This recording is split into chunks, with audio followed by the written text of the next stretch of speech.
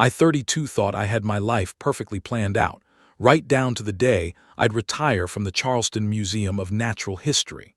My fiancée Maggie, 29, just blew up everything with 8 words that I still can't wrap my head around.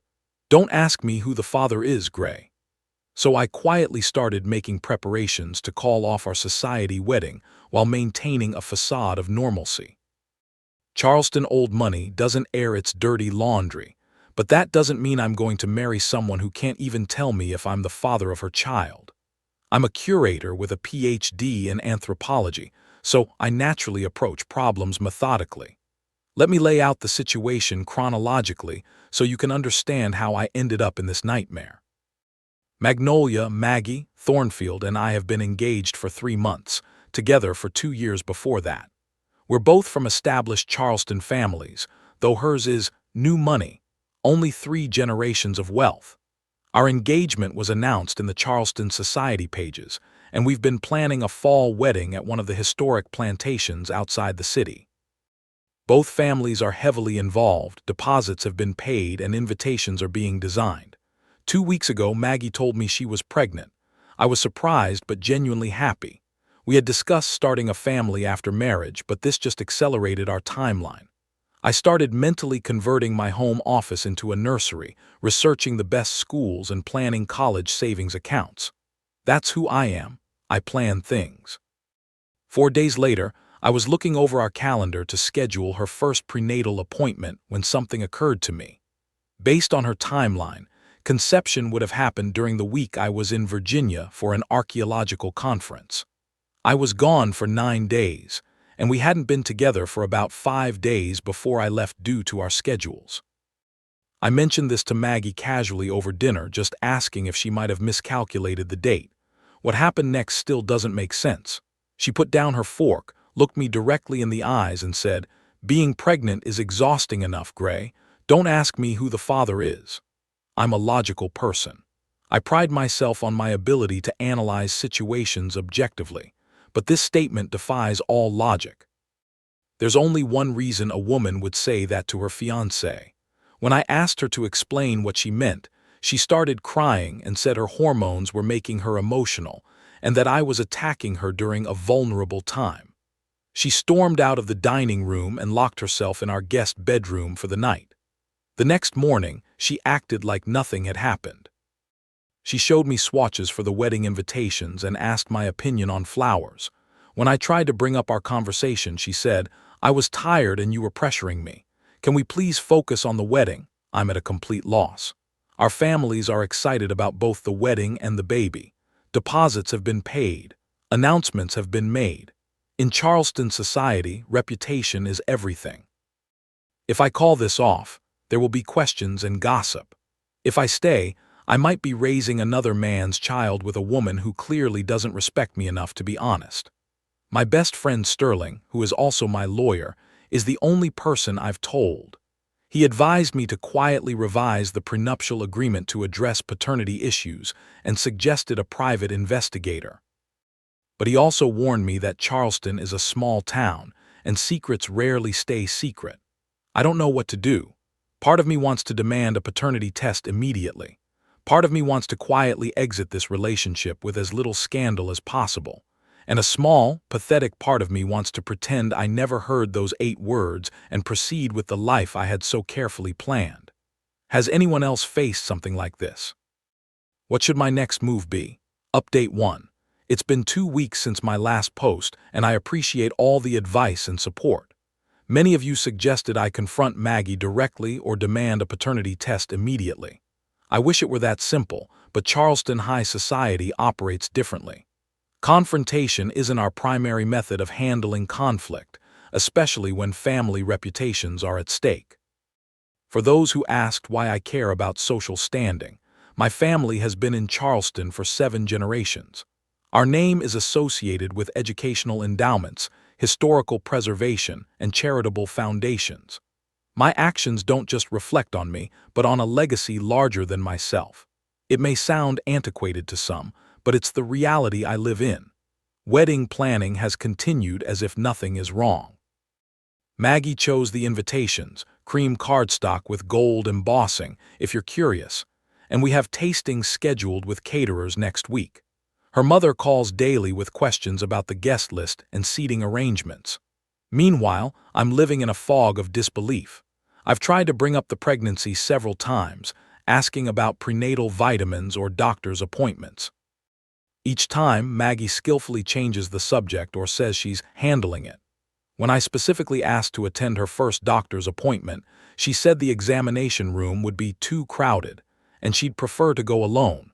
When I persisted, she accused me of not trusting her to manage her own health care. Sterling and I met for drinks at his club last week. He explained my options from a legal perspective. "Gray, there are 3 paths here," he said, carefully keeping his voice low despite us being in a private room. 1, you proceed with the wedding but with a modified prenup that addresses paternity. 2, you postpone the wedding until after the birth and paternity test. Or 3, you end the engagement now. When I asked what he would do, he looked at his bourbon for a long time before answering. If it were me. I'd want to know the truth before making any decisions, but getting that truth might be complicated, especially with Maggie's family connections. He was right about that. Maggie's father sits on the board of several major businesses in Charleston. Her family's donations have built hospital wings and university buildings. They can make life difficult for anyone who crosses them. Still, I needed more information before making a decision. I've started keeping a detailed journal of all our conversations about the pregnancy. I've also noted that Maggie has been on her phone more than usual, often stepping out onto the veranda to take calls. She's changed her password recently too. I noticed when she was entering it while we sat together at breakfast. Yesterday, I had an unexpected encounter with Maggie's sister, Qley. She's a pediatric nurse and was always the more practical of the Thornfield sisters. We ran into each other at the coffee shop near the hospital. "How are you holding up?" she asked after we exchanged pleasantries. "With wedding planning, it's keeping me busy," I replied cautiously. She gave me a strange look. "That's not what I meant." Before she could elaborate, her phone rang. She apologized, said it was the hospital and had to leave. But her expression has been haunting me. It seemed like a mixture of pity and concern, as if she knows something I don't. I've also noticed some strange coincidences. Our wedding photographer, Devin Hartley, has been unusually involved in the planning process. Maggie has had several consultations with him about engagement photos and wedding day logistics. When I mentioned that most photographers don't need that much preparation, she said he's a perfectionist who likes to understand the emotional narrative of his subjects. Devin is in his late 20s, artistic, with that deliberately disheveled look that passes for style these days. Not someone I would typically associate with, but Maggie was adamant about hiring him after seeing his portfolio.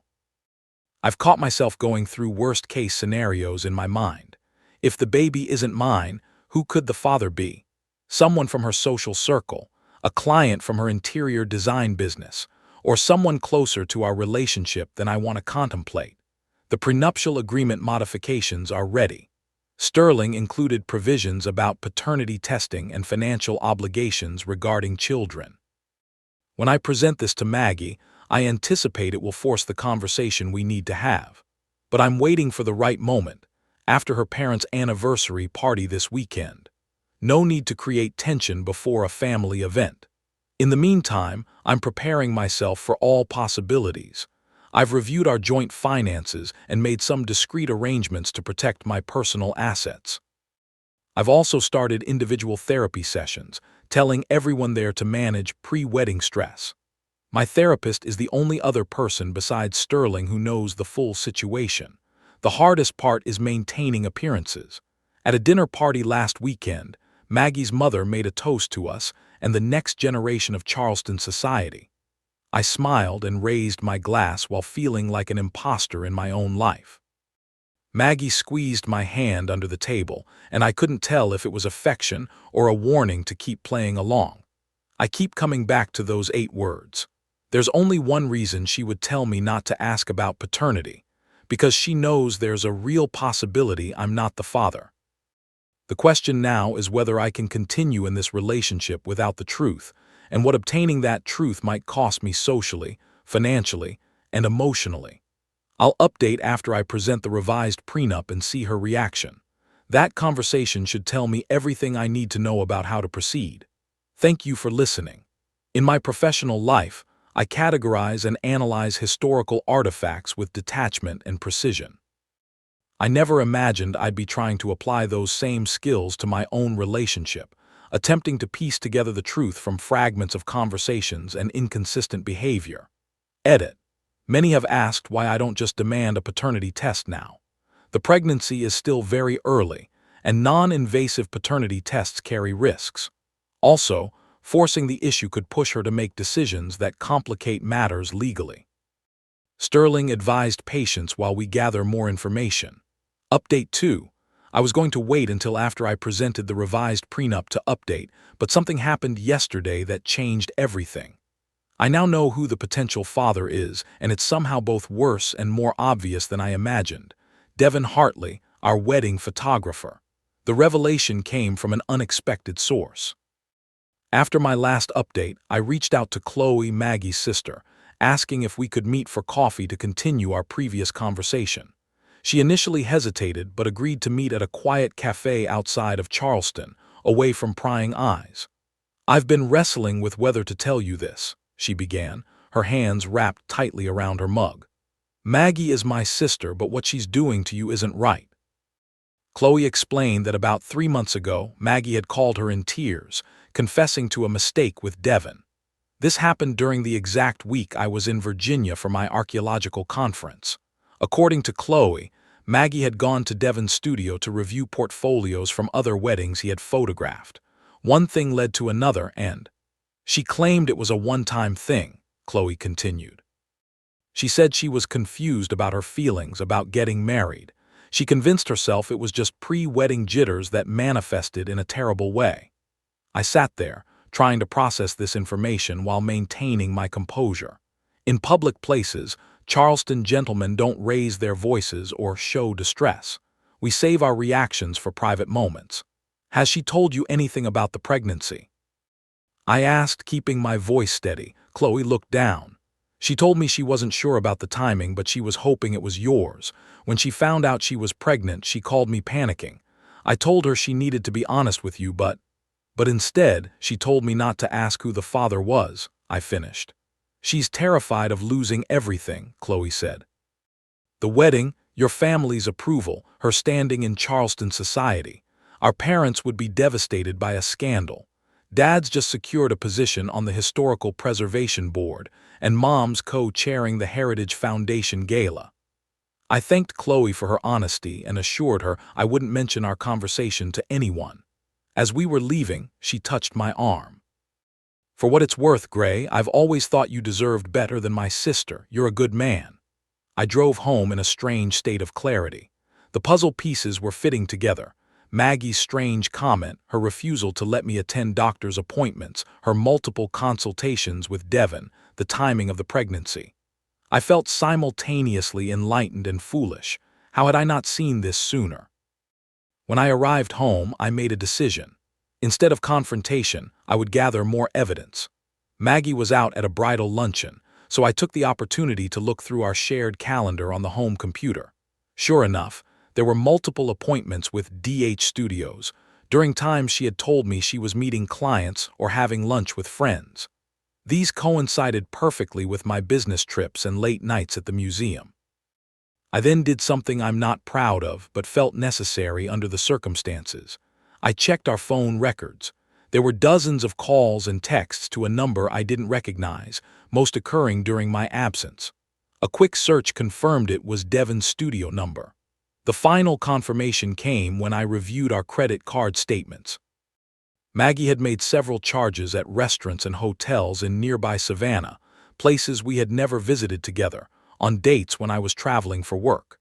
I was sitting at my desk, surrounded by this evidence, when Maggie came home. She seemed in high spirits, talking animatedly about wedding cake samples and floral arrangements. The disconnect between her enthusiastic wedding planning and what I now knew was jarring. "We need to talk," I said quietly when she paused for breath. Her expression changed immediately, wariness replacing excitement. "About what?" "About Devin Hartley." The color drained from her face. She sat down heavily on the sofa across from me. What about him? I know, Maggie. I kept my voice calm, controlled. I know about the affair. I know it happened while I was in Virginia, and I know the baby might be his. She didn't deny it. Instead, she burst into tears, not the controlled, delicate weeping of a Southern belle, but ugly, racking sobs. It was a mistake, she gasped between sobs. I was confused. It didn't mean anything. And the baby? I asked, still maintaining my composure. I don't know, she admitted. I really don't know, Gray. I was hoping. I was praying it was yours. Is that why you told me not to ask who the father was? Because you don't know, she nodded miserably. I thought if I just proceeded like it was yours, maybe it would be. Maybe we could still have our perfect life. Our perfect life wouldn't be built on lies, I said. I need a paternity test. At this, she looked up sharply. No tests. The stress could harm the baby. We can do it after the birth. After we're already married, you mean? We don't have to wait until after the wedding, she said quickly. We could postpone. Tell everyone I'm having complications and need rest. And if the baby is Devon's, what then? She looked at me with an expression I'd never seen before, calculating, almost cold. No one would have to know. We could raise the child as ours. This doesn't have to ruin everything we've planned. I couldn't believe what I was hearing. She was suggesting we proceed with our life together, knowing the child might not be mine, keeping up appearances at all costs. Does Devon know about the pregnancy? I asked. Her hesitation told me everything. He suspects, she finally admitted. He's been asking questions. That's why we've had so many consultations. He's threatening to tell you if I don't. So our wedding photographer is blackmailing you, and your solution was to marry me anyway and hope for the best. She flinched at my phrasing but didn't deny it. I love you, Gray. I made a terrible mistake, but I still want our life together. I stood up, needing physical distance. I need time to think. I'm going to stay at Sterling's tonight. As I packed a bag, Maggie followed me around, alternating between tears and rationalizations. It would destroy both our families, she kept saying. Think about your mother, your position at the museum, what people would say. Before I left, she grabbed my arm. Please, Gray, we can fix this. Whatever you need, counseling, time, anything. Just don't throw away everything we've built. I looked at her, this woman I thought I knew. You already did that, I said quietly, and left. I've been at Sterling's for 2 days now. He's been a tremendous support, offering legal advice and friendship without judgment. We're exploring my options for ending the engagement with minimal scandal. It's complicated by the pregnancy and the societal expectations of Charleston. The irony isn't lost on me. I've spent my career preserving history, ensuring accurate records of the past are maintained for future generations. Now I'm considering participating in a falsehood that would affect not just my life, but potentially a child's. Sterling has advised against direct confrontation with Devon. Let's handle this legally and cleanly, he said. No need to create more drama than necessary. I'm meeting with Maggie and our families tomorrow to discuss postponing the wedding. It's the first step in what will likely be a difficult extraction from this situation. I haven't decided yet whether to tell our parents the truth or allow Maggie to save face with a more palatable explanation. Either way, I know I can't marry her. Not now, not knowing what I know. I'll update after the family meeting. Thank you all for your support during this ordeal. It helps to know I'm not alone, even if I feel that way in the suffocating politeness of Charleston society. Final update. It's been 3 months since my last update, and I apologize for the delay. I needed time to process everything and establish my new normal before sharing the conclusion of this story. The family meeting I mentioned in my previous update was as difficult as anticipated. I decided to take the high road and allow Maggie to save face publicly. We told our families we were postponing the wedding due to incompatible life goals that recently came to light. This vague explanation raised eyebrows, but no one pressed for details, at least not in my presence. Maggie's parents were visibly disappointed but maintained their composure. My mother, always perceptive, pulled me aside afterward and simply said, "Whatever the real reason, I trust your judgment." That quiet support meant everything to me. Privately, I made it clear to Maggie that the engagement was not postponed but ended. I requested my grandmother's ring back, which she returned without argument. I also made it clear that I would not be publicly discussing the real reasons for our separation, but that I expected her to handle the paternity situation with honesty moving forward. The financial consequences were substantial. We lost deposits on the venue, catering, flowers, and ironically, photography. I insisted on covering these costs myself, despite Sterling's objections that we could potentially recoup some from Maggie's family given the circumstances. Taking the financial hit seemed preferable to prolonging any connection. The social aftermath was what you might expect in a town like Charleston. There were whispers, speculative glances, and the occasional direct question disguised as concern. I maintained the incompatible life goals narrative, neither confirming nor denying the rumors that inevitably circulated.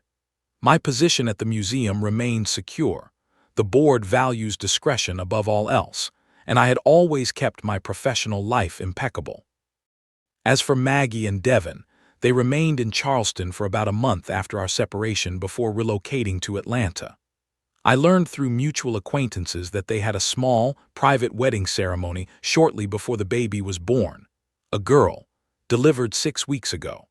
I haven't seen the child, but I've heard from reliable sources that she bears a striking resemblance to Devin, confirming what we all suspected about the paternity.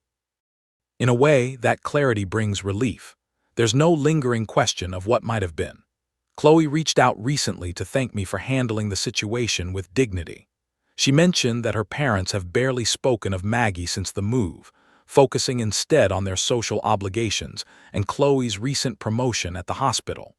Southern families have a remarkable ability to compartmentalize uncomfortable truths. As for me, I've thrown myself into my work. The museum is preparing a significant exhibition on colonial trade routes, which has kept me productively occupied. I've also been accepted to a prestigious research fellowship in England beginning next spring, an opportunity I wouldn't have pursued had I still been planning a life with Maggie. Sterling remains an invaluable friend. He's the one who encouraged me to write this final update, suggesting it might provide closure. "You've carried this burden of dignity long enough," he said during one of our regular dinners. "At some point you have to lay it down and move forward." He's right, of course. Taking the high road protected everyone's dignity, Maggie's, her family's, even Devin's to some extent, but it came at the cost of the future I had so carefully planned. The most difficult adjustment has been to the uncertainty I now face. I've always been someone who plans meticulously, who knows exactly where life is heading. Now I find myself improvising day by day, and surprisingly, finding value in that flexibility. There's a certain freedom in releasing the expectation of perfect control. I still believe in the importance of dignity and discretion, values instilled by generations of my family. But I've learned that protecting everyone else's reputation shouldn't come at the expense of my own happiness. Sometimes taking the high road means walking it alone, but that doesn't mean you have to walk it forever. For those who asked if there's someone new in my life, no, not yet. I'm taking time to rediscover who I am outside of the life I had planned with Maggie. When I'm ready to trust again, I'll be looking for authenticity over appearances, substance over social standing. Looking back, I realized that Maggie and I were compatible on paper but fundamentally misaligned in values.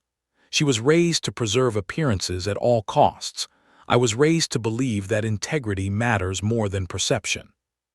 In the end, we both acted according to those principles. She by trying to maintain the perfect facade, and I by walking away from it.